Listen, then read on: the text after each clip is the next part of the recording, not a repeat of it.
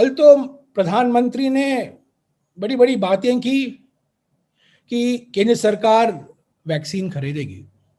अच्छा है, केंद्र सरकार वैक्सीन खरीदेगी, पर किस मापदंड के आधार पर आप राज्यों को आवंटन करेंगे? क्या भेदभाव करेंगे?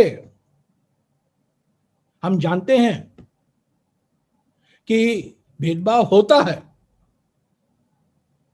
कोई मापदंड पारदर्शिता से अपनाया नहीं गया है, और मनमोहन सिंह जी ने अपने खत में यही लिखा था कि आप खरीदिए और राज्यों को आवंटन कीजिए, पर आवंटन का मापदंड आप पहले से तय कीजिए और एक पारदर्शिता के साथ आप तय कीजिए।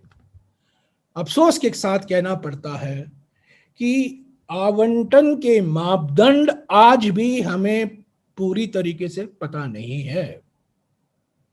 हम मांग करते हैं कि केंद्र सरकार और राज्य सरकार दोनों मिलकर अगले कुछ ही दिनों में इस आवंटन के मापदंड तय करें।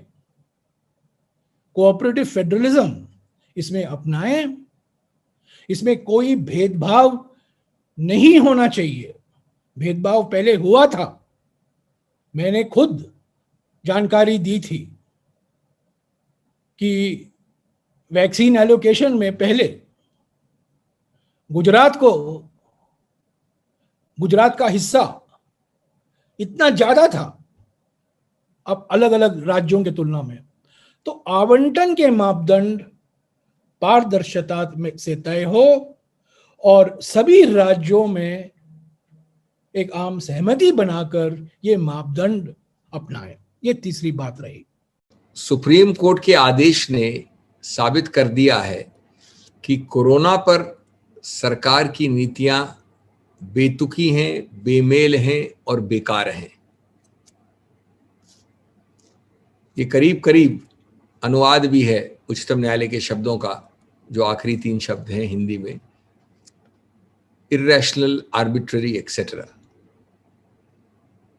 कांग्रेस पार्टी शुरू से कहती आ रही है कि कोरोना पर सरकार की नीतियां असंगत हैं, असंबंधित हैं और अनुपयोगी हैं, और उसका दूसरी तकनीकी कानूनी तौर तरीके से पुष्टिकरण अभी आपने देखा है, जो ऑर्डर आज छपा, कल निकला। अगर संक्षिप्त में कहा जाए तो ये जो उच्चतम न्यायालय का आदेश है कल, वो 3-4 मुद्दों पे है फोकस्ड। एक है वैक्सीन शॉर्टेज, कमी, उपलब्धि नहीं। दूसरा है वैक्सीन प्राइस न्यूट्रलिटी, वैक्सीन की कीमत पर दुभांत या अलग अलग कीमतें कैसे। तीसरा है वैक्सीन यूनिफॉर्मिटी, किसी भी देश में और खास तौर से हिंदुस्तान जैसे विशाल देश में एक साथ खरीदारी और वितरण क्या ज्यादा माकूल नहीं है, वैक्सीन यूनिफॉर्मिटी। चौथा है वैक्सीन डिस्ट्रीब्यूशन, वितरण का कितना विसंगत हो गया है तरीका। और आखिरी और सबसे अहम, शायद मैं आखिरी बोल रहा हूं लेकिन बहुत अहम है, 100% वैक्सीनेशन कब और कैसे। 100% वैक्सीनेशन एक जुमला नहीं, एक नारा नहीं, लेकिन कब और कैसे।